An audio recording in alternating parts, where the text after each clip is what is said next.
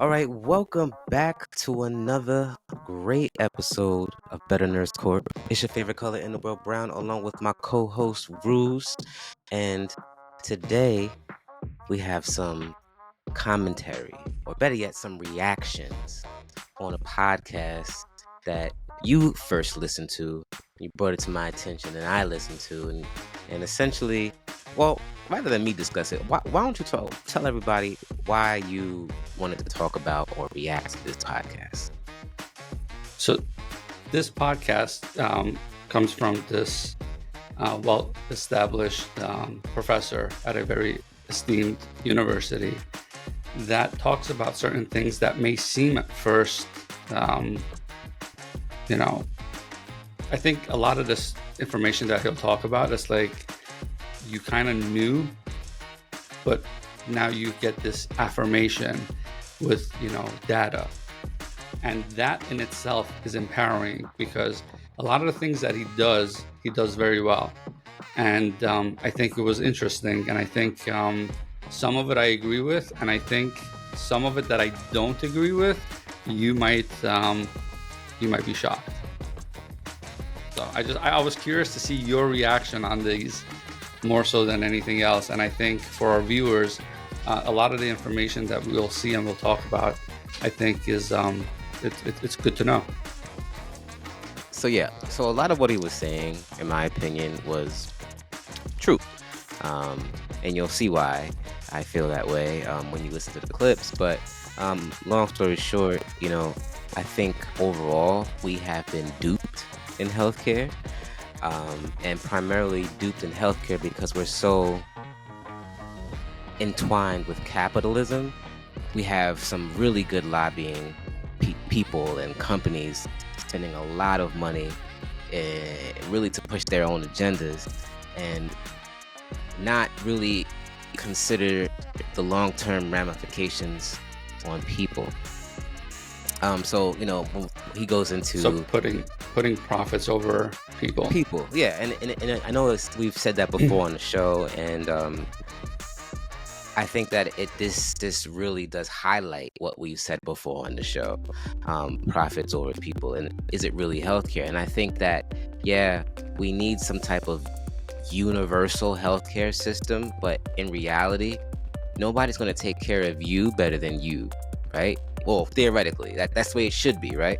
That's the ideal way. Yeah, it's your body. At the end of the day, you are responsible for it. Right. And you're take care of it. For what goes inside. You're responsible to monitor what comes out.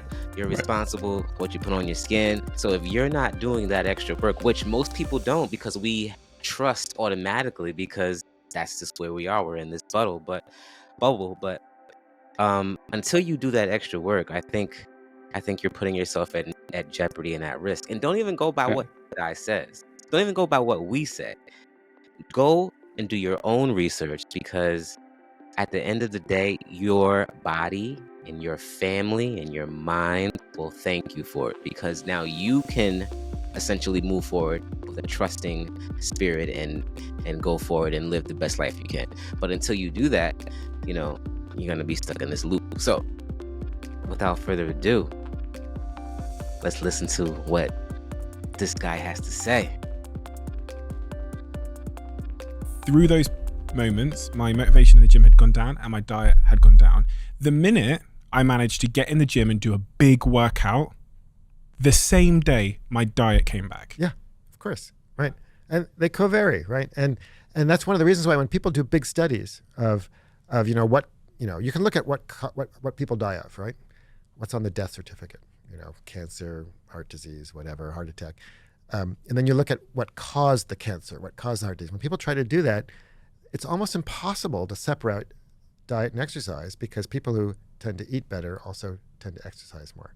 They're both, in our modern upside down, topsy-turvy world, they're both markers of privilege. People have money to go to the gym, also have money to buy healthy foods. And people who care about their physical activity also tend to care about their diet. So at that level, they're very hard to separate. That first clip talks about diet and exercise, right? And we all hear that diet and exercise is what we're supposed to be doing, It's what we're taught in school. It's what your doctor, I'm sure, tells you. But here's my issue with this. So you see how important diet and exercise is. How much time do we actually spend learning about the importance of diet and exercise? Gym class in grammar school was a joke. So health class in high school was a bigger joke. Right. Biology and the sciences in college are not focused on that unless you specifically go into nutrition or physiology or some type of kinesthetics or whatever. So no. Right. You're not taught diddly on this. Nothing. Unless your parents instilled that upon you or you yourself were that type of, and you were vested in it. But nobody ever teaches you about these things. And the other half of it is, here's where I disagree with this too. It's not even about exercise. It really isn't about exercise. It's about what exercise brings to you, which is discipline. And what discipline does to you is dietary control, right? And I'm of the mindset that you don't even need to exercise to become healthy. You just need to control what goes in here and how much. And that alone will make you 90% of the way there. The last 10%, if you want a six-pack and you want bigger muscles, hypertrophied muscles, then you do these extra exercises because you want them big. But if you want a slender, lean body, you don't even have to exercise, in my opinion. You really don't. Just control what you're eating. Right? So now, if you're backtracking because you're overweight, because you didn't use that self-control, then you will have to put in more work. But if you're starting the typical average body weight, your diet is the only thing that you need to control for you to be healthy. So that's controversial. It is, but I do agree with it to an extent. But to go back to my other point before we address that, so we are literally spending more time on subject matters that don't really increase the longevity of our lives, and I think that's a huge problem. But to go back to what you said in terms of eating and exercise, eating right is the bedrock. I mean, he even says this in there. That is like, if you don't have that right, like I always find it so funny. Like when I go to the gym, when I'm leaving the gym and I go right across the street, there's a Starbucks, and you see people going from the gym to the Starbucks, and I'm like, okay, not everything in Starbucks is the healthiest. So I'm like, to me, you're kind of like reversing what you've done. Nothing in Starbucks is healthy. Okay. Maybe the black coffee, maybe. But yeah, like you've literally reversed everything you've done in the gym, because now you're just going to reintroduce all these complex, refined carbohydrates into your body, and sugars, you just really just went to the gym to kind of like reverse that. So, but yes. And no amount of exercise ever makes up for bad diet. No. Every health, nutrition, YouTube, whatever, doctor, physician, health nut will ever tell you that. No amount of exercise will ever. It's like saying, I'll catch up on sleep. No, you will never catch up on sleep. Right? Absolutely. Whatever you've expended, you've expended. Just because you slept 10 extra hours or you ran 10 extra miles, that's not making up for it. Right. So here's what I did find interesting, though, and this is what he also goes into. So I always thought that those really overly muscled guys were still healthy. We talked about this. They're not. I know. They're not. I always thought they were healthy. No. They're not healthy. No, they're not. So BMI, going back to BMI, right? If your BMI is above a certain amount, as far as physiology goes inside your body, it doesn't care if it's muscle or it's fat, right? Cardiovascular health does not equate monster bodybuilding. It doesn't. No, And the pressures that it creates still leads to hypertension, still leads to, hypertrophy of the muscles of the heart because of that extra pressure. And think about it, it's mass, right? You have to now feed this mass. You have to work harder to produce for this mass. Your physiology has to work harder to, fight for this mass, maintain this mass. It's a lot of energy. Yeah, it's regardless of whether or not you think it's healthier or not, it's still, your body still has to overcompensate for it. And that doesn't mean, though, you shouldn't exercise. So can I say that as well? Because now I just contradicted myself, right? In modern age, it's too convenient. Everything is too convenient to water down what you were talking about before. It's way too convenient. We have escalators, we have elevators, we have, on what is that thing in the airport? Oh, right? Yeah, those little walkways. The walkways. Those built, right? Right. Now we have shoes. I saw on, I don't know if it was Boston Scientific or somebody else created these electronic shoes that you wear and you feels like you're walking fast like that. Yeah. Electrical bikes now. I'm guilty of one, right? It is way too convenient. We don't walk anymore. We don't have to plow the field for food anymore. We don't have to go hunting, trekking anymore. We don't have to go surging, gathering. We don't have to expend all that energy. So the funny thing is, now to expend that energy, like he said, it's a sign of privilege, and it's become this fad of money making, right? Going back to capitalism. And it's one of those situations where the dumber you are, the easier it is for me to sell you something. So we've all heard that there's consumers, and then there's and that's not conspiracy theory. That's just, if you go to most business schools, they won't teach you that. But if you step back and you look at what you're doing and you're learning, and it's like,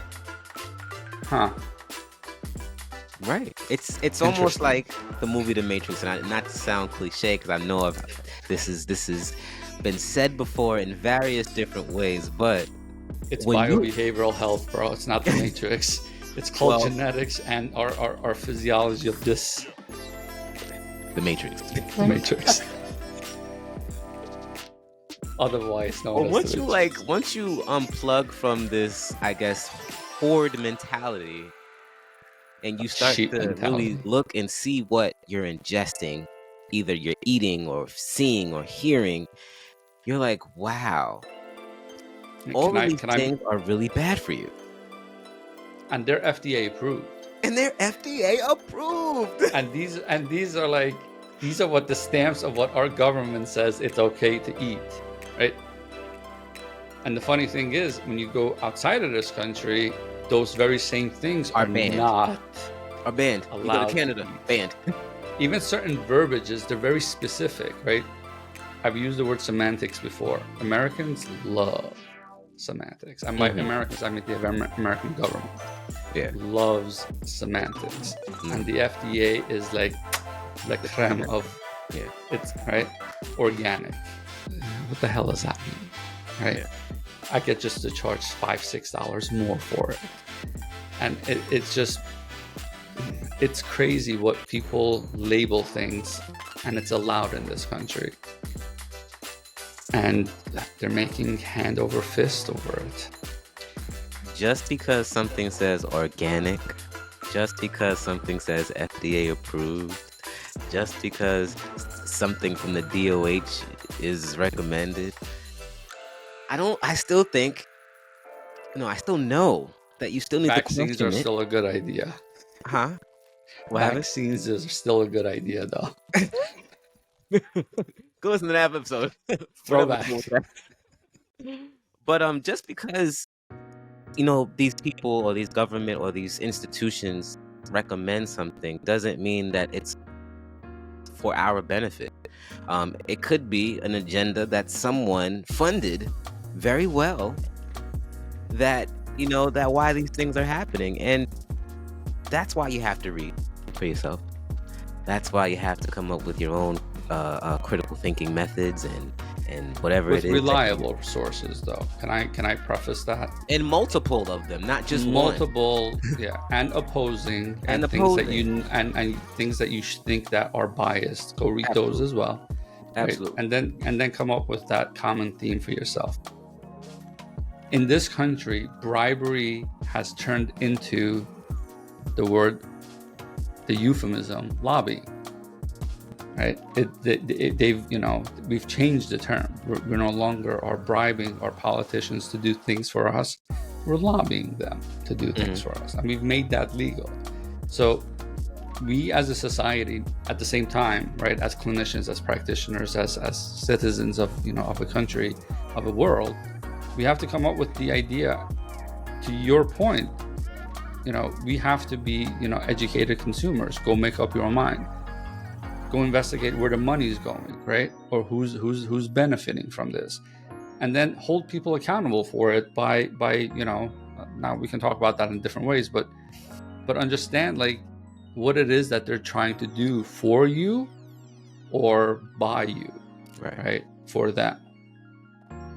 And I hate to say, I do love the United States of America, but we are a capitalistic country, and you always have to think about the money aspect of it and who's trying to get a buck, because everyone's trying to get a buck. Right, and that's but is fine. It at my expense is the question. Pursuit of happiness and liberty, right? Pursuit of liberty and happiness. That's fine. That's fine. But at the cost of my pursuit and liberty and happiness, right? Which includes my health. If that was, I think, even for the grandfathers there, great fathers, whatever they're called, those old people, historic, right? They knew that you needed to be healthy, right? I don't think they needed to spell that part out, but I wish they had. Yeah. Right. You need to be healthy in order for you to be productive. Right. And I think we're losing track of that in this country. We really are. But it's almost like just work. Don't think, or don't think clearly. Work with brain fog, or just follow these directions, but don't think critically, and work. But here's the thing about it all. I think that we all have to come to a conclusion that healthcare doesn't just mean go to the doctor every 6 months to a year and take your medicine if that's what you need. I think that we need more of a push for preventative, and I do believe that we're getting there. I do believe that preventative medicine is coming more abundant now. I think it's happening. Do you know why I think preventative medicine isn't practiced here? Because of the money. Well, that's what I think. Because people haven't figured out how to make money from it yet. Right? That's a good point. I can sell you medicine, I can sell you snake oil, I can sell you whatever, example from whatever age you want. When you are in need, when you are sick, right? But it's harder for me to sell you something when you're well, and you might think, well, why do I need this right now? Right? Because I'm not thinking of the future. But preventative medicine doesn't have to be that. Preventative medicine can be a lot of things that people can make money off of. Right. And I'm excited to talk about some of those. Using those shoes, right? We have shoes that are stiff soles, they have arch supports, right? And your foot has 4 layers of muscles in them. And those muscles are supporting your arch. And at the bottom of those 4 layers of muscles is this layer of connective tissue, the plantar fascia. And the problem with the plantar fascia is that if it stretches too much, it, like anything else, right, it gets inflamed. But it's got almost no vascularization, right? So it's very hard for it to repair itself when it gets inflamed. To prevent plantar fasciitis, the best way to preventing it is having a strong foot. A strong foot's a healthy foot. So the way to treat the disease on the long term is to strengthen your foot. But if you want to just alleviate the symptoms, that's what your podiatrist did. By giving you an insole, right? It's basically preventing your arch from collapsing as much, making it more comfortable so your plantar fascia gets stressed less, and so it can kind of alleviates that stretching and hence the pain, right? So that's a typical example of what I call disevolution. It's what, and I think this would not be controversial, is that physical activity is really important for helping people prevent themselves from gaining weight or after a diet from regaining weight. And there are many, many studies which show this. One of my favorite was a study that was done in Boston on policemen. Policemen are kind of have a reputation for, having too many donuts and being overweight, right? And Boston is no exception. So I brought that clip up because obviously the disevolution part really interested me. Wait, I can't hear you. Are you saying anything? I said, so that's a great word, right? Disevolution. Right. I love that. So it was really, really interesting when I heard that word.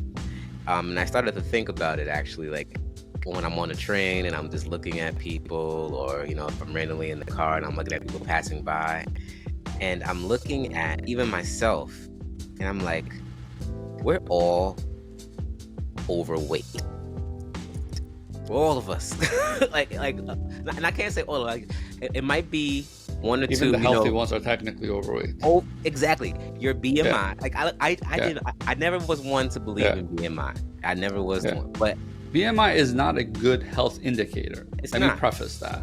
It's not a good, just because you're high BMI, low BMI, medium, whatever, that's not a good health indicator. It's just one single data point. However, it is useful. It's useful. So and if you're going by that indicator, a lot of us, many of us in America, in most developed worlds, are over our BMI, right? We're overweight. And in some context, it's really true, because anecdotally, I'm going out and I'm looking at us humans. Mm-hmm. And we're all, all of us, a lot of us have bellies. A lot of us have those our round faces. A lot of us have, a lot of jiggle in places we don't want jiggles, So, we're overweight. And are we really de-evolving as a species? And we're definitely evolving. So we're not de-evolving, right? But we are evolving. Whether it's good or bad is that D part, right? Right. If it's bad, it's de-evolving. But if it's good, it's evolving. Right. But just So to go back to that whole thing about comfort and convenience, because we're so comfortable, that de-evolution that he's discussing may hold some weight. It may hold some truth. Think about the conversation about the foot. How weak are our feet compared to the original man? Like where our convenience is actually harming us, and if we're not too careful, where will we be in the next 100 years?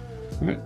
It's atrophy. It's literally man-made atrophy, and by creating more atrophy, then you need softer shoes, right? I don't use it, I lose it, right? We've said this before. The human body is a phenomenally lazy piece of machinery. If you do for it, or if it thinks it's being done for,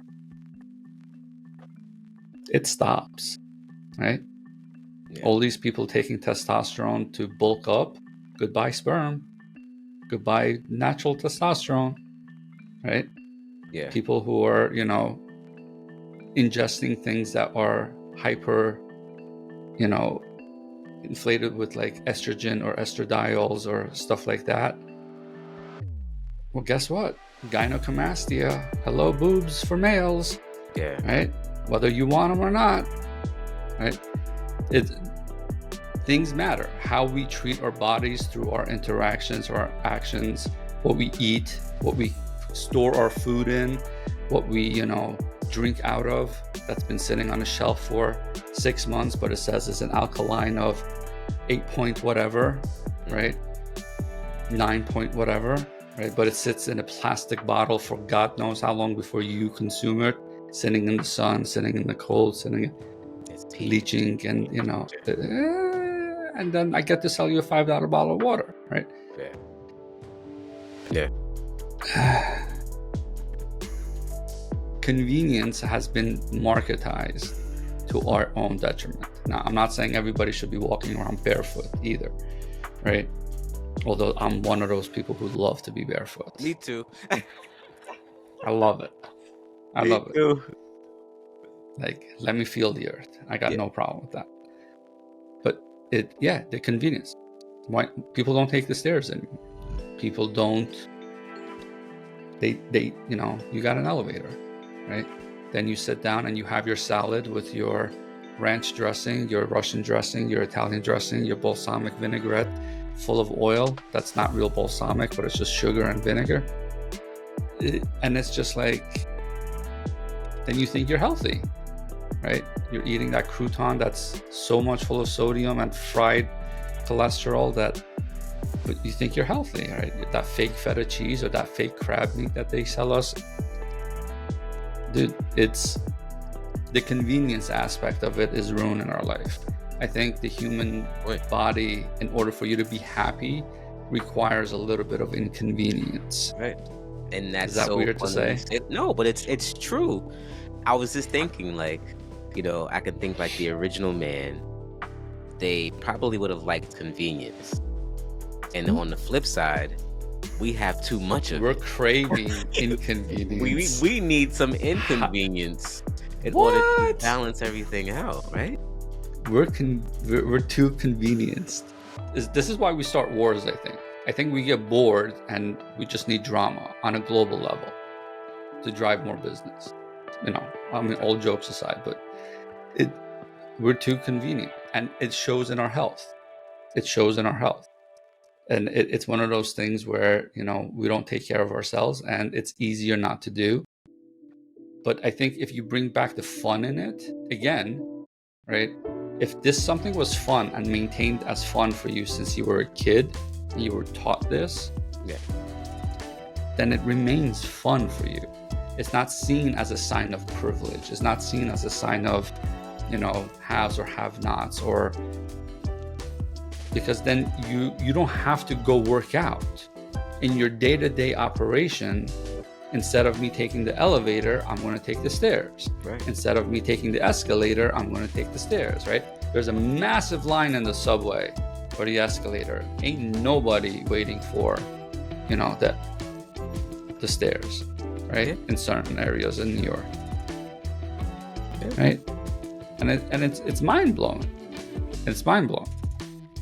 And I think this would not be controversial, is that physical activity is really important for helping people prevent themselves from gaining weight, or after a diet from regaining weight.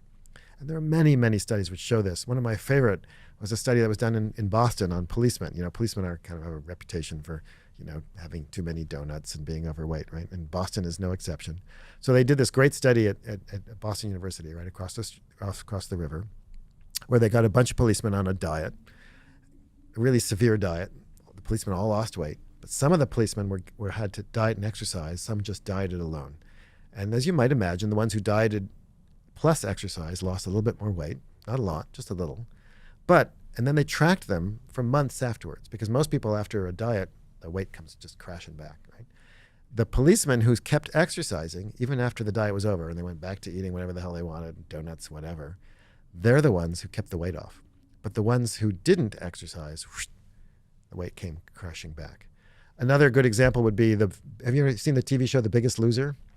Yes, where people go on and lose weight. Yeah. So there's a crazy show, right? These people, this is like totally unhealthy. They were confined to a ranch in Malibu, and these people lost ridiculous amounts of weight. A guy named Kevin Hall at the National Institute of Health studied them for years afterwards and looked at, and most of them regained a lot of the weight that they lost. And there was one person on the show who did not, and that was the person who kept exercising.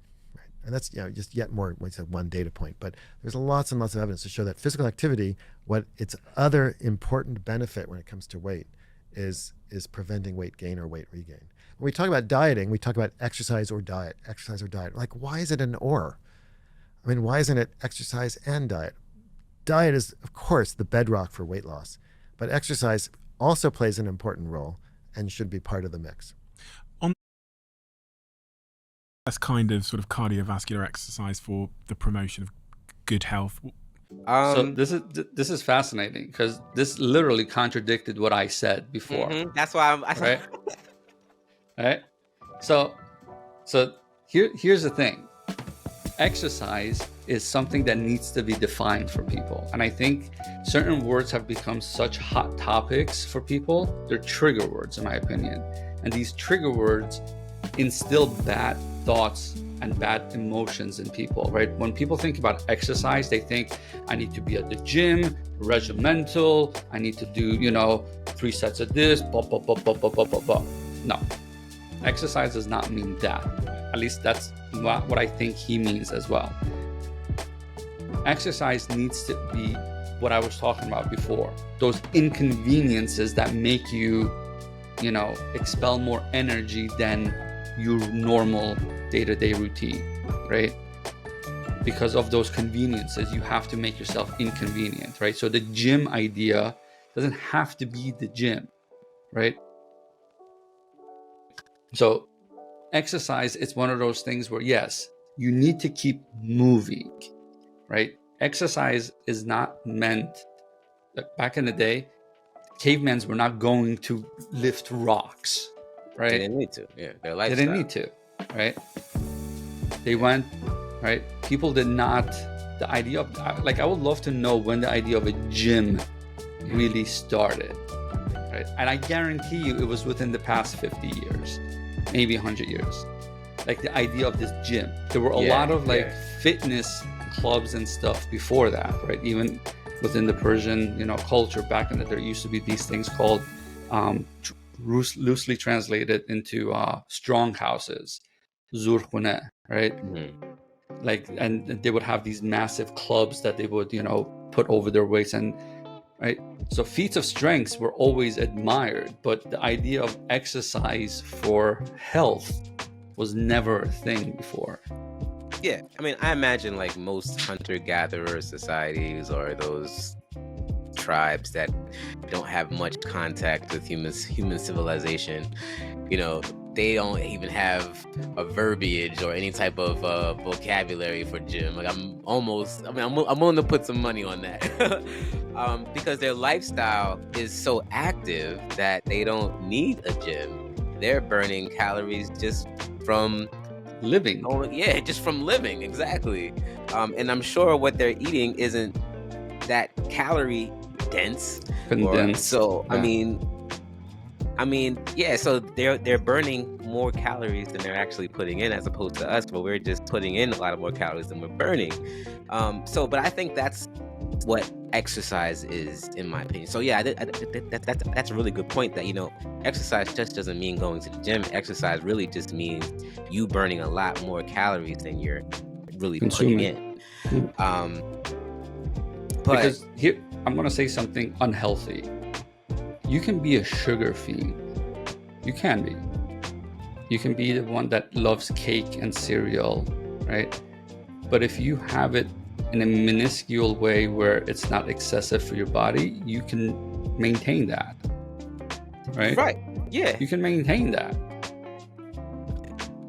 It's just the excessiveness. He basically said what he said that. He said diet will help you lose weight, but the exercise helps you keep the weight off, right? Which, unless again, you're disciplined enough, and I'm going to take it further, and I'm going to contradict them. Unless you're so disciplined that you control your diet in a way that your day-to-day movement, right, your caloric intake stays below that. And as long as you maintain a negative caloric intake with your day-to-day movements, you will lose weight. You will lose weight. There's no, right? Why we keep and why he keeps, in my opinion, why he keeps talking about exercise is because we are so convenienced, right? We have We're so not many moving. we're not moving anymore. So now we have to introduce this external requirement called exercise. Right. Right. Which is technically, it feels unnatural. I'm sorry, running on a treadmill feels the most unnatural thing in the world for me.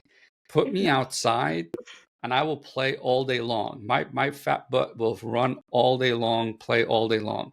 Put me in a gym, I'm exhausted in like 10 minutes and I'm bored out of my mind. Well, I will say being outside is a lot more entertaining and I guess more spiritual in a way, More natural. or more natural. I mean, spiritual too, but more Yeah. natural than the gym.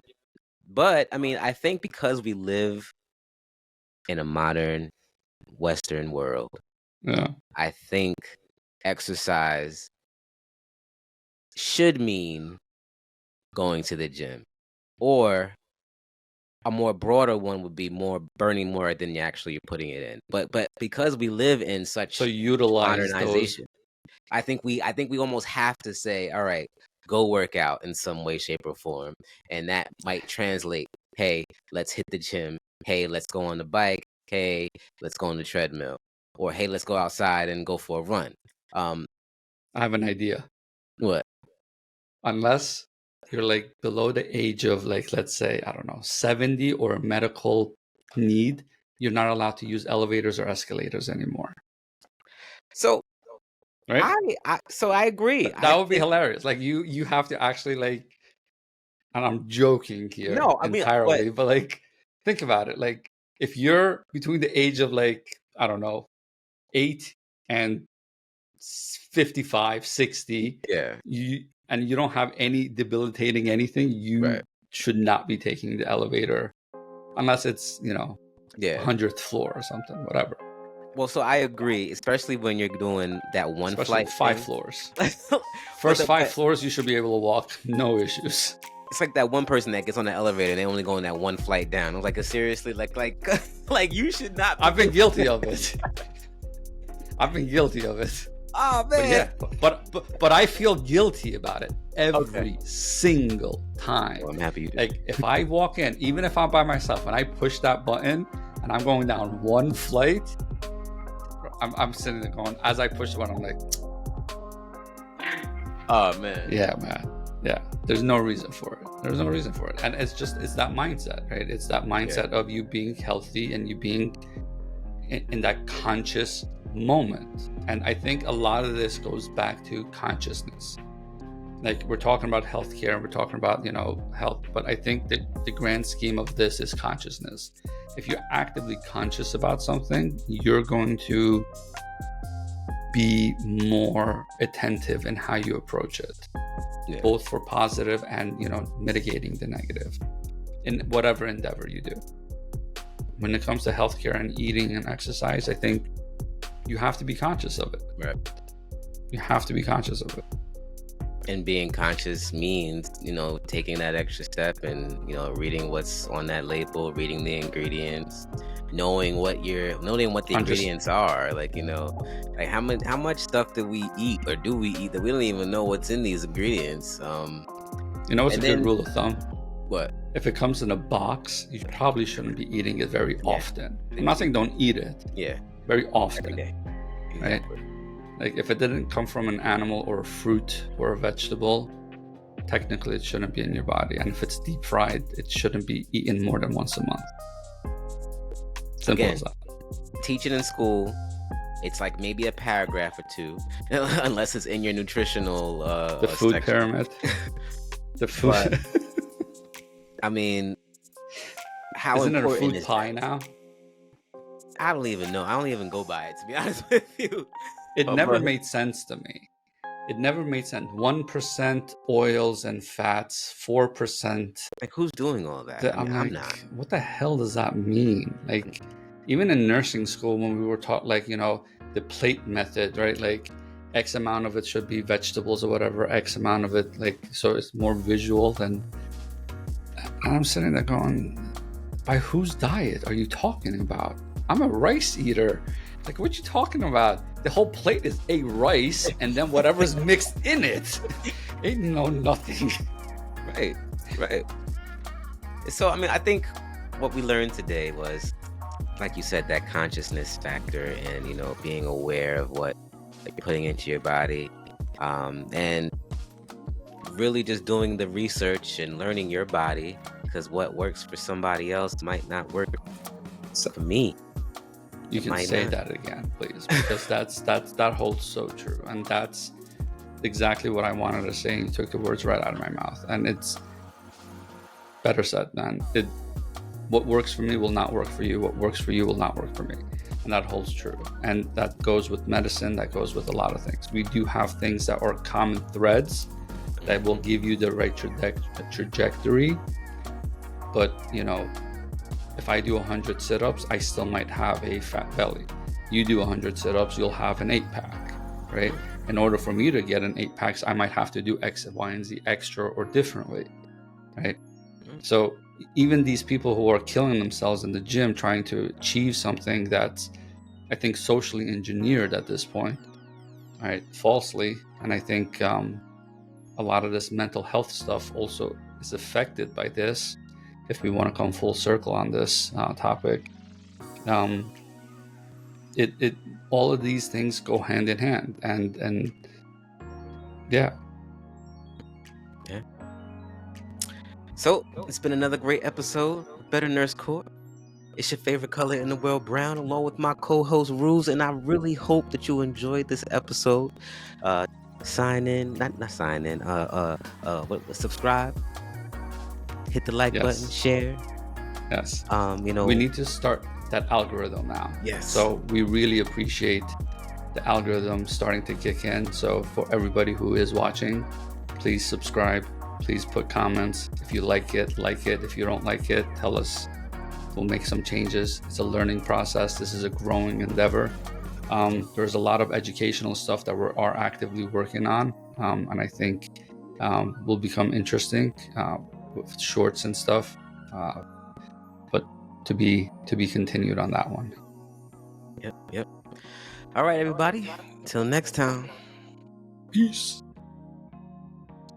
What up? Peace. Peace.